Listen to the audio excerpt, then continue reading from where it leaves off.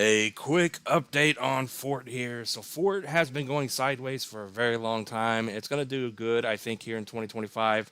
The first time this thing is on a bigger exchange. So I think this thing's going to have a decent run.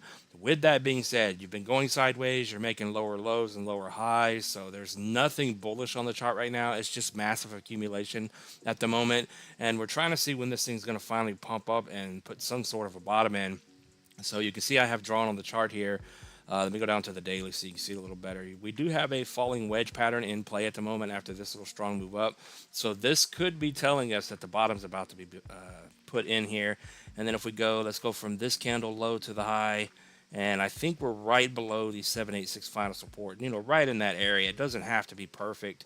So this should be the bottom. The price is getting squeezed here right at this 8 level. So we can get back over 8 and then 9 and then bullish back over 12 here. Then we'll have something in play to push the price through and finally break this structure here and have this thing shoot straight up to the macro 236. So that's the big target out of this wedge pattern if it's going to end up playing out. We could always come down and make a lower low once again like we have been doing. So we'll see what happens here. But if you can get over those prices, maybe a 2x 100% move out of here to try to test that 15.8 level. Once we get over that, macro bottom is confirmed. The big thing I would watch, though, is for the structure here to be broken. Once we break the lower high structure here and we do get over that level here, that's when you're going to be in a real good spot on Ford here. And then, of course, bullish over 2.7, as you can see there on the macro 302. Let me zoom out. So the big question is, when this thing gets in its bull run, bullish over the 382, you clearly see that's where we've been getting stuck at a whole lot with the prices here.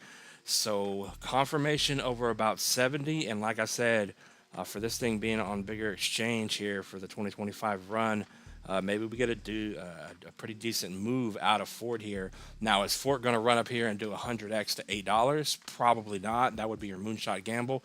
But we do have some good targets down here. The 618 retracement, just to confirm, the move up would be an 8.5x up to about 70. And then we have the 786 here for a decent move. So I think it's good for this. I think a good 16.5, 17x up to $1.30 is definitely on the table for Ford here. And we'll see if it goes higher than that. So what are your thoughts on Ford? None of this is financial advice, and I'll see you in the next one. Peace out.